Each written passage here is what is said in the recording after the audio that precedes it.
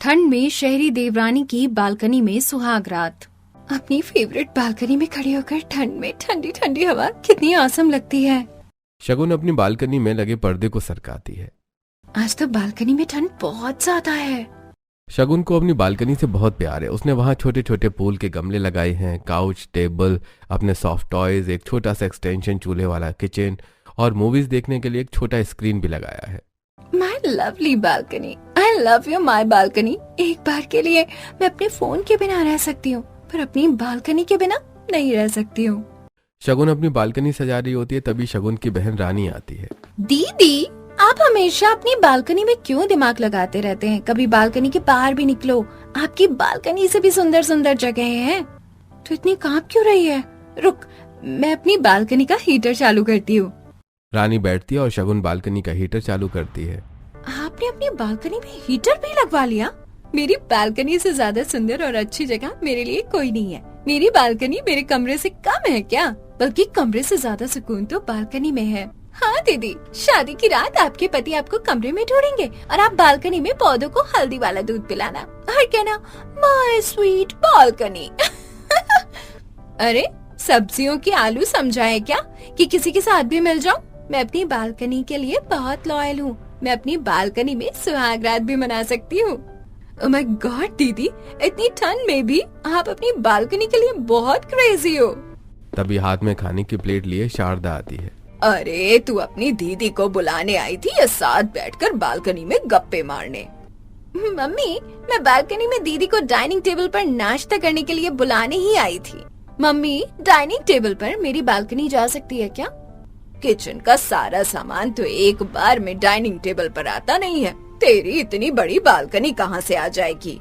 तो फिर मैं अपनी बालकनी को छोड़कर डाइनिंग टेबल पर नाश्ता करने कैसे आ जाऊँ?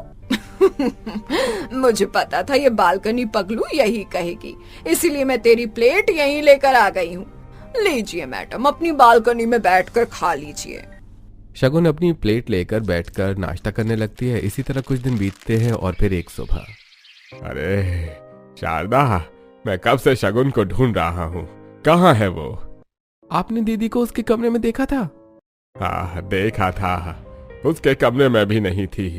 पापा, दीदी का कमरा वो नहीं है, दीदी का कमरा तो बालकनी है। क्या क्या मतलब? तभी शगुन बालकनी की तरफ से आंखें मीचते हुए हॉल में आती है। अरे शगुन बेटी, कहाँ थी तुम? मैं तुम्हें कब से ढूंढ रहा था। पापा, मैं तो अपनी बालकनी में सो रही थी। बेटी, इतनी तेज ठंड में जहाँ बाहर इतनी ठंडी हवाएं चल रही हैं, तुम बालकनी में सोई थी क्यों? मैंने तुम्हारे लिए तुम्हारे रूम का रेनोवेशन करवाया है, इतना महंगा रूम डेकोर करवाया है और तुम बालकनी में सोती हो। शारदा, क्या है ये सब? शगुन, अब तू बड़ी हो गई है, तुझे जरा सी भी लाज शर्म नहीं आती बालकनी में सोते हुए? मम्मी, मैं बालकनी में सोती हूँ, मुझे कोई प्रॉब्लम नहीं होती है और रात को सोने के लिए मेरे लिए सबसे परफेक्ट जगह है। इतनी ठंड में बालकनी में सोना तेरे लिए सही नहीं होगा, कमरे में सोया कर। सभी कमरे से अच्छी है मेरी बालकनी। मैंने अपने हाथों से अपनी बालकनी को सजाया है। किसी ने अपने स्टूडियो को भी इतना सुंदर नहीं सजाया होगा। मैं तो अपनी बालकनी में ही सोऊंगी। हे भगवान, क्या करूं मैं अपनी पागल बेटी का। ऐसे कुछ दिन बीतते हैं और एक दिन ठंडी हवाओं के बीच शारदा सब्जी मंडी में सब्जियां खरीद रही होती है। यहाँ कुछ औरतें। अरे, तुमने वायरल न्यूज सुनी कि नहीं? 4 नंबर गली वाली के पहले मकान में जो लड़की रहती थी ना, वो अपनी बालकनी में अपने आशिक मिट्टू के साथ पकड़ी गई। बालकनी में? ये आजकल के बच्चे भी ना अपने आशिकों से मिलने के नए नए तरीके ढूंढते रहते हैं। अच्छा, भूल गई अपने दिन भैया जी तुझसे मिलने छत पर आया करते थे। चल हट, तू भी ना। आशिकों के मिलने के नए नए तरीके बालकनी, मुझे पता करना पड़ेगा। शारदा सब्जियां खरीदकर घर चली जाती है। ठंडी हवाओं के बीच शगुन अपनी बालकनी में सोई होती है। तभी शारदा बालकनी में आती है। शगुन को देखकर शारदा कहती है, शगुन, ठीक है, मैं तो बहुत ही डर गई थी, कोई लड़का जान बचाने के लिए शगुन की बालकनी में न कूद गया हो। तभी पड़ोस की बालकनी से कांपती हुई गीता। और शारदा बहन, आज की लेटेस्ट न्यूज सुनी? हाँ, 4 नंबर गली की लड़की अपने आशिक के साथ बालकनी में पकड़ी गई। हाँ सुना, मैं तो हैरान थी। वैसे शारदा बहन, आज तुम्हारी बेटी के साथ तुम भी बालकनी में कैसे? हाँ ऐसे ही, मैं तो इसे जगाने आई थी। हाँ हाँ जगाओ, वैसे भी इतनी ठंड के बावजूद आजकल तुम्हारी बेटी कुछ ज्यादा बालकनी में सोने लगी है। पता करो कहीं तुम्हारी बेटी ने भी तो दामाद नहीं ढूंढ लिया है जिसके लिए इतनी ठंड में भी बालकनी में सोती है। गीता की आवाज से शगुन की आंखें खुलती हैं। सारी बातें सुनकर शगुन कहती है, गुड मॉर्निंग गीता आंटी। सुनकर अच्छा लगा आपको मेरी इतनी फिक्र है, पर थोड़ी फिक्र अपनी बेटी की भी कर लिया कीजिए। क्या हुआ मेरी बेटी को? आपकी बेटी को कुछ नहीं हुआ है। वो जो नया कोट आपका खो गया है, शायद रात की 2:30 बजे आपकी बालकनी से आपकी बेटी के बॉयफ्रेंड जैसे दोस्त के पास चला गया है। शारदा बहन, अपनी बेटी पर नजर रखो, बहुत लड़कों को जानती है। भलाई का तो जमाना ही नहीं रह गया है। गीता बड़बड़ाते हुए अंदर चली जाती है और शारदा किचन में आकर नाश्ता बनाने लगती है। वैसे गीता बहन ने गलत भी नहीं कहा, इस उम्र में अक्सर बच्चों से गलती हो जाती है। आज बालकनी में नाश्ता करते हुए उससे बात करती हूँ। शारदा फटाफट नाश्ता बनाती है और फिर सभी को डाइनिंग टेबल पर परोसती है, पर अपनी और शगुन की प्लेट लगाती है और बालकनी में चली जाती है और नाश्ता करते हुए, तुझे पता है शगुन बेटी, जब मैं तेरी उम्र की हुई थी ना, तभी तेरे नाना नानी ने मेरी शादी करवा दी थी। अच्छा, आपकी शादी कितनी जल्दी हो गई थी? हाँ शगुन, मैं भी तेरे हाथ पीले करना चाहती हूँ। तुझे कोई लड़का पसंद हो तो बता दे। मुझे लगा तुम मेरी बालकनी में मेरे साथ नाश्ता करने आई हो। नाश्ता तो कर ही रही हूँ। नहीं, मुझे कोई लड़का पसंद नहीं है, पर मुझे अभी शादी नहीं करनी। मैं अपनी बालकनी छोड़कर कहीं नहीं जाऊंगी। अरे पागल, सही समय पर शादी कर लेनी चाहिए, तभी जाकर आगे की जिंदगी चलेगी। और फिर तेरी बालकनी कहाँ भाग कर जा रही है? बस बात फाइनल करूंगी, मैं तेरे लिए लड़का ढूंढ रही हूँ। पर मम्मी। शारदा उठकर हॉल में चली जाती है। ए जी, मैं कह रही थी शगुन शादी के लिए तैयार है, उसके लिए लड़का ढूंढना शुरू करते हैं। ऐसे अचानक? अचानक क्या जी? अरे ठीक है भाग्यवान, जैसा तुम कहो। हम कल ही मैरिज ब्यूरो चलते हैं। अगले दिन रामलाल और शारदा अपने घर से मैरिज ब्यूरो के लिए निकलते हैं और मैरिज ब्यूरो चले आते हैं और बैठकर बात करते हैं। सर, आपको कैसा रिश्ता चाहिए? हमें अच्छी फैमिली वाले घर का लड़का चाहिए। फैमिली में सभी लोग होने चाहिए। और लड़के वाले हमारी हैसियत के होने चाहिए, और घर में बालकनी जरूर होनी चाहिए। अरे सर, आप प्रोफाइल जमा कर दीजिए, हम आपको इन्फॉर्म करेंगे। रामलाल और शारदा शगुन की प्रोफाइल मैरिज ब्यूरो में जमा कर देते हैं। ऐसे कुछ दिन बीतते हैं और फिर एक दिन, ये हेमंत और आशा जी के बेटे नितिन की प्रोफाइल और ये रामलाल और शारदा जी की बेटी की प्रोफाइल, ये दोनों मैच कर रही हैं। प्रोफाइल एक्सचेंज कर देता हूँ। मैनेजर आशा के पास फोन करता है जो हॉल में बैठे थे। आशा जी, आपको एक लड़की की प्रोफाइल भेजी है, चेक कर लीजिए। हाँ जी, ठीक है। किसका फोन था आशा? हमने मैरिज ब्यूरो में नितिन की प्रोफाइल भेजी थी ना, उसका मैच आ गया है। वाह देवर जी, आपके लिए तो बड़ी जल्दी देवरानी मिल गई। नीलम, अभी उसने लड़की पसंद नहीं की और तुमने देवरानी बना लिया। ये देखिए फोटो, शहर की लड़की ही है। हमारे देवर जी को शहरी देवरानी पसंद आएगी। नितिन, तुझे लड़की कैसी लग रही है? अच्छी है। तो फिर हम लोग मिलकर शादी की बात कर लेते हैं। भाभी, ये गांव नहीं शहर है, मैरिज ब्यूरो वाले ही डेट फिक्स करते हैं। मुझे ऐसे फोटो में लड़की समझ नहीं आ रही है। नीलम, तुम पहले अपने देवर के साथ जाकर लड़की से मिलकर आओ। जी माँ जी। नितिन की फैमिली पहले नितिन और शगुन के मिलने की बात करते हैं, वहीं दूसरी तरफ से शगुन के घर में बैठे हुए। अरे लड़के से मिलने में तो कोई बुराई नहीं है, पर हम मिलेंगे कहाँ? दीदी के लिए रिश्ता देखा जा रहा है, तो दीदी की बालकनी में मिल लेते हैं। हाँ, मेरी बालकनी बेस्ट है। नहीं नहीं, ऐसे थोड़ी, पहली मुलाकात में किसी को बालकनी में बुलाते हैं। इतना क्यों सोच रही हो मम्मी? किसी भी पार्क रेस्टोरेंट में भेज दो मिलने। किसी पार्क में मिल लो, पार्क में चहल पहल होती है। अगले दिन नितिन और नीलम पार्क में शगुन का इंतजार कर रहे होते हैं। देवर जी, आपके लिए देवरानी ढूंढने की जिम्मेदारी माँ जी ने मुझे दी है। बताइए क्या किया जाए? इस लड़की से फिक्स कर दिया जाए? भाभी, देवरानी आपको चाहिए, जैसी आपकी मर्जी। तभी शगुन नितिन और नीलम से मिलने आती है। आप नितिन जी है ना? देवरानी जी ऐसे होने वाले पति का नाम नहीं लेते, तो लड़के का नाम ही क्यों रखते हैं? मैं तो शहरी हूँ, अपने हस्बैंड को नाम से ही बुलाऊंगी। अच्छा, तो मेरी देवरानी शहरी देवरानी है। आइए बैठकर बात करते हैं। पार्क में बहुत ठंडी हवा चल रही है, हम लोग कहीं और बैठकर बात करते हैं। पास में काफी कैफे हैं, वहाँ चलते हैं। हाँ हाँ, चलेगा। नितिन, शगुन और नीलम पार्क के पास वाले कॉफी कैफे में आकर बैठ जाते हैं। अच्छा है, यहाँ पर हीटर लगी हुई है, वरना इस कड़ाके की ठंड में तो मैं पार्क में जम जाती। अब आप पूछिए क्या पूछना है। इससे पहले आप शादी के लिए कितने लड़कों से मिल चुकी हैं? या फिर आपका कोई बॉयफ्रेंड भी था क्या?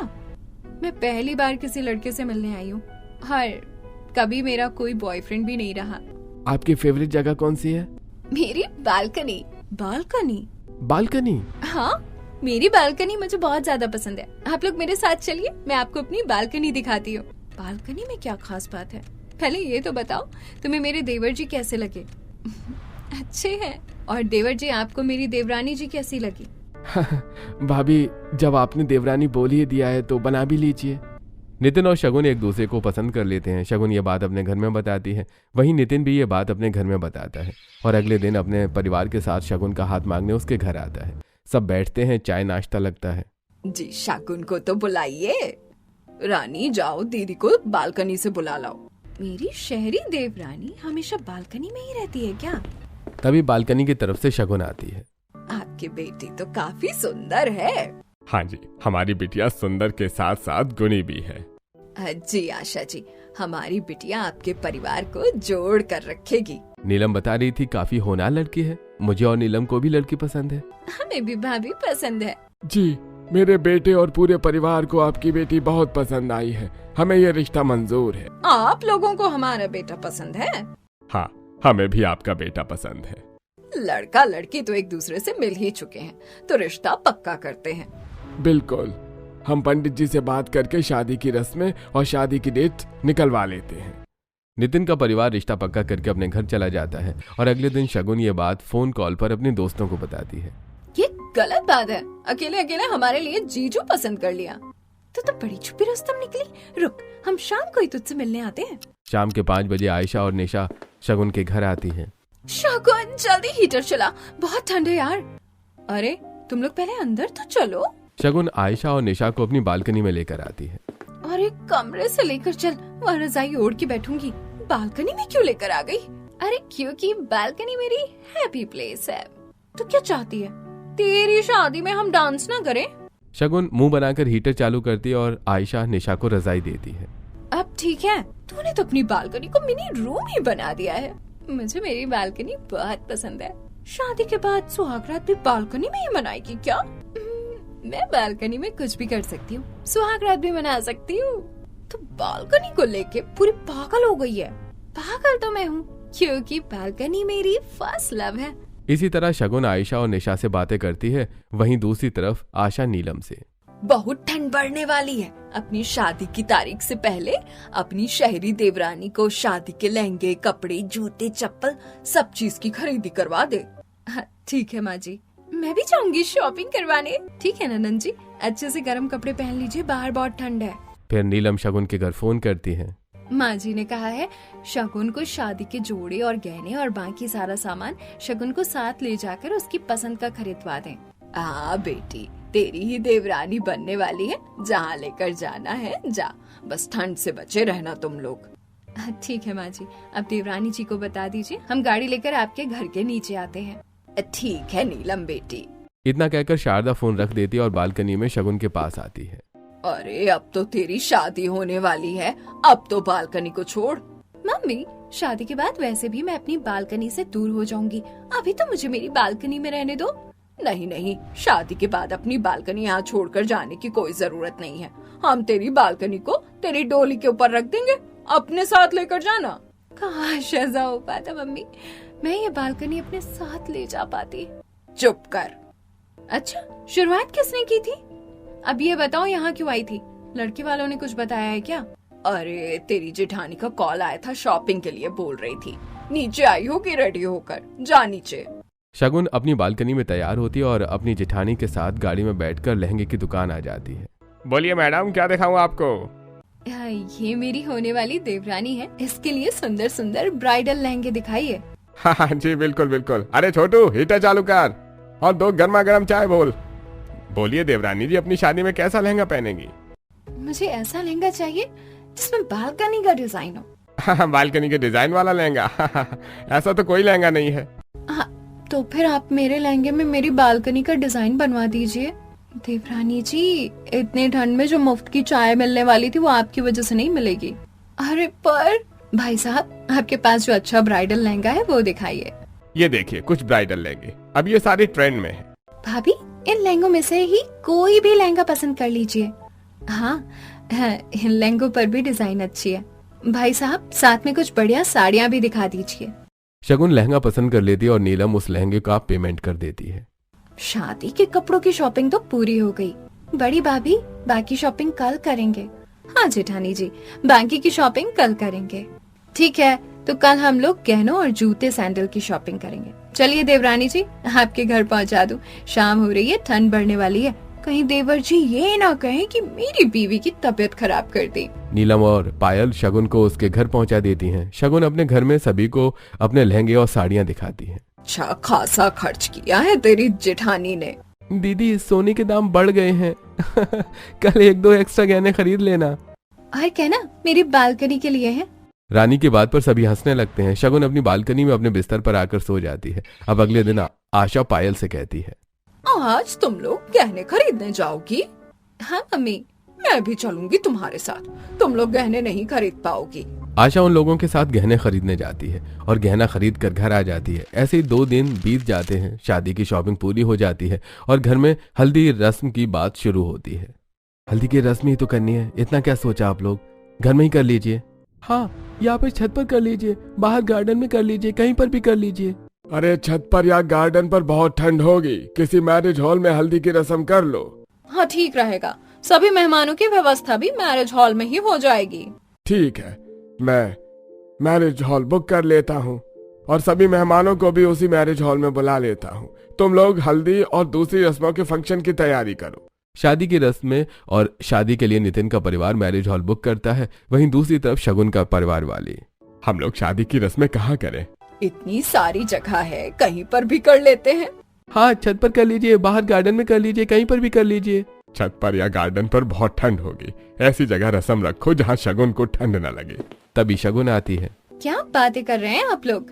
मम्मी पापा सोच रहे हैं कि तुझे इस घर से विदा करने की रस्में कहाँ की जाएं। अरे हाँ, दीदी के बाद फिर तुझे भी तो इस घर से विदा किया जाएगा। तेरे लिए भी तो घर से विदा करने की रस्में करनी पड़ेंगी। अरे चुप करो तुम दोनों, सीरियस बात हो रही है। तो फिर कहाँ करनी है शादी की रस्में? अरे मेरी शादी की रस्में हैं, मुझे तो कोई पूछो। अच्छा बता, तो फिर कहाँ करनी है शादी की रस्में? मेरी बालकनी में। हाँ, मेरी शादी की रस्में हैं तो मेरी बालकनी में ही होंगी। माँ, तुम कहती हो कभी कभी हम दोनों में टॉम एंड जेरी की आत्मा आ जाती है, पर मुझे तो लगता है कभी कभी तुम्हारी बड़ी बेटी में किसी बालकनी की आत्मा आ जाती है। सब काम जब बालकनी में करती है तो ये भी तू बालकनी में ही कर ले, पर शादी मंडप वो बालकनी में नहीं होगी। एक तरफ जहां नितिन की शादी की रस्मों के लिए मैरिज हॉल बुक किया जाता है, वहीं दूसरी तरफ शादी की सारी रस्में शगुन अपनी बालकनी में करवाने का फैसला लेती है। और इसी तरह शादी की पहली रस्म हल्दी रस्म का दिन आ जाता है। मैरिज हॉल में नितिन की हल्दी रस्म मनाई जा रही है। अरे भाई, जिसकी देवरानी आ रही है वो हल्दी रस्म की शुरुआत करे। नीलम बहू, अपने देवर को हल्दी लगाकर हल्दी रस्म शुरू करो। देवर जी, आज तो आपको हल्दी में पूरा लोट पोट कर दूंगी। भाभी, हम भी आपकी पार्टी में हैं। भाभी, मैं आपका देवर हूँ थोड़ा सोच के, ठंड बहुत है। हाँ देवर जी, पता है, इसीलिए तो आपकी शादी करवा रहे हैं। नीलम नितिन को हल्दी लगाती है। वहीं विनय और पायल नितिन के ऊपर हल्दी की पूरी बाल्टी उलट देते हैं और नितिन कांपने लगता है। तब आशा, नीलम बहू, ये लो नितिन की उतरी हुई हल्दी अपनी देवरानी के घर दे आओ। ठीक है माँ जी। नीलम हल्दी लेकर शगुन के घर आती है। पूरा घर हल्दी थीम में सजाया हुआ होता है और मेहमानों की भीड़ होती है। माँ जी, शगुन नहीं दिख रही है, कहाँ हो रही है हल्दी रस्म? उसकी फेवरेट और हैप्पी प्लेस, बालकनी में। चलो मैं दिखाती हूँ। शारदा नीलम को शगुन की बालकनी में लाती है। बालकनी हल्दी के फंक्शन के लिए पूरी सजाई होती है और उसमें ड्रेसिंग टेबल, बेड भी होता है, जिसे देखकर नेहा कहती है, शगुन, ये सब क्या है? तुमने तो बालकनी को किसी रूम की तरह बना दिया है। भाभी, ये सिर्फ बालकनी नहीं, मेरी इमोशंस है, मेरा हैप्पी प्लेस है। अच्छा, इसीलिए तुम हमेशा बालकनी की बातें किया करती थी। हमारे घर की बालकनी भी तुम्हें पसंद आएगी। नीलम नितिन की उतरी हुई हल्दी देकर चली जाती है और यहाँ शगुन की हल्दी रस्म मनाई जाती है। इसी तरह मेहंदी रस्म में बालकनी को मेहंदी के थीम से सजाया जाता है और शगुन बालकनी में ही अपनी मेहंदी रस्म भी करती है। इस तरह शादी की सारी रस्में खत्म होती हैं और शादी का दिन आ जाता है। लो चली मैं अपने देवर की बारात लेकर लो चली मैं, अपने देवर की बारात लेकर। धूम धड़ाके से नितिन और शगुन की शादी करवाई जाती है और फिर विदाई के वक्त शगुन बालकनी को पकड़ कर रोती है। मेरी बालकनी, मैं तुझे बहुत याद करूंगी। तू ये मत सोचना मैं तुझे छोड़कर चली गई। मैं हमेशा तेरे लिए लॉयल रहूंगी। I miss you my happy place. कहीं लोग इसे पागल समझकर यही ना छोड़ दें। शगुन रोते रोते अपनी बालकनी से विदाई लेती है और नितिन के घर आ जाती है। बहू, दाहिने पैर से गृह प्रवेश करो। शगुन दाहिने पैर से कलश गिराकर गृह प्रवेश करती है। अरे बहुत ठंड लग रही है, हम दोनों कमरे में जाएं? थोड़ा सब्र कीजिए देवर जी। हे भगवान, कितना एम्बैरस मोमेंट है। नीलम और पायल, अपनी देवरानी और भाभी को कमरे तक तो ले जाओ। नीलम और पायल शगुन को नितिन के कमरे तक लाती है। अब क्या चाहिए आप लोग? पहले मेरी नेक तो दीजिए। आराम से देवर जी। नितिन से नेक लेकर पायल और नीलम चली जाती है और नितिन शगुन कमरे में आते हैं। कमरे की हर चीज उथल पुथल होती है। तकिए, रजाई, गद्दे सब फटे होते हैं और शादी के बहुत सारे गिफ्ट भी उसी में थे। नितिन, तुम ऐसे कमरे में रहते हो? अरे नहीं, बारात ले जाने से पहले ही मेरा बेड सजाया गया था। तो ये सब क्या है? बाहर चलो पूछते हैं। नितिन और शगुन हॉल में आते हैं और अपने कमरे के बारे में सभी को बताते हैं। देवरानी जी, आप कहाँ सोएंगे? अरे नीलम और पायल, कमरा ठीक कर दो। इतने मेहमान आए थे, किसी के बच्चे ने बिगाड़ दिया होगा। पापा, मैं बहुत थक गई हूँ। सभी थके हुए हैं। अभी किसी के लिए कमरा ठीक करना मुमकिन ही नहीं है। अभी तो कोई कमरा भी खाली नहीं है, सभी में मेहमान हैं। अब नितिन और शगुन कहाँ सोएंगे? एक तो शादी में इतना थक गई, ऊपर से आराम करने के लिए जगह भी नहीं है। सभी सोच रहे थे कि नितिन और शगुन कहाँ आराम करेंगे, तभी शगुन कहती है, बालकनी तो खाली है, वही सो जाते हैं आज। मुझे आदत है वहाँ सोने की। बालकनी में? हाँ, मेरी शहरी देवरानी की बालकनी हैप्पी प्लेस है ना देवरानी जी? हाँ तो बड़ी बहू, तुम अपनी देवरानी की बालकनी में ही सोने की व्यवस्था कर दो। हाँ, मेहमानों के लिए एक्स्ट्रा रजाई गद्दे भी पड़े हुए हैं, उन्हीं गद्दों से भैया भाभी का बेड बना देते हैं। नीलम और विनय बालकनी में रजाई गद्दे से बिस्तर लगाते हैं और बिस्तर को थोड़ा सजा देते हैं और वहाँ से चले जाते हैं। मेरी शहरी देवरानी और आपकी बालकनी में सोने की तैयारी हो गई। देवरानी जी, आप आराम से बालकनी में आराम कीजिए। तभी पूरे मोहल्ले की बिजली कट जाती है। देवरानी जी, पूरी कायनात आपको बालकनी में सुहागरात मनाने में मदद कर रही है। अब तो कोई दिक्कत नहीं है ना? भाभी, बहुत तेज हवा चल रही है। बिजली तो है ही नहीं, वरना हीटर लगवा देती। अरे मीनाक्षी काकी के पास सोलर वाला हीटर है, उनसे मांग लेती हूँ। मीनाक्षी काकी, मीनाक्षी काकी। मीनाक्षी अपनी बालकनी पर आती है। क्या हुआ? मेरी शहरी देवरानी की बालकनी में ही सुहागरात है, पर बहुत ठंड लग रही है। अपना सोलर वाला हीटर दे दीजिए ना। हाँ, ले जा। नीलम सोलर वाला हीटर लेकर बिस्तर के पास रख देती है। अब आराम कीजिए आप लोग। इतना कहकर नीलम और सभी बालकनी से चले जाते हैं और नितिन शगुन अपनी बिस्तर पर लेट जाते हैं। मैं तो सोच रही थी, ये तो सच में हो गया बालकनी में सुहागरात। तुम कंफर्टेबल हो ना? अब यहाँ कोई नहीं है। हाँ, पर इतने सारे मच्छर हैं। रुको, मैं कुछ उपाय करवाता हूँ। नितिन अपनी भाभी को आवाज लगाता है। नितिन की आवाज सुनकर नीलम बालकनी में आ जाती है। क्या हुआ देवर जी? भाभी, बालकनी में बहुत मच्छर है। अरे देवर जी, आपके नखरे। रुकिए, मैं मॉर्टीन जलाती हूँ, फिर मच्छर नहीं काटेंगे। नीलम साथ में केसर वाला दूध भी लाती है और मॉर्टीन जलाकर रख कर चली जाती है। दोनों एक दूसरे को केसर वाला दूध पिलाते हैं और फिर दूध तो पी लिया, अब मुंह दिखाई की गिफ्ट की बारी है। एक मिनट, मैं घूंघट करती हूँ। अब तुम मेरा घूंघट उठाओ और मेरी तारीफ करके गिफ्ट दो। नितिन घूंघट उठाता है।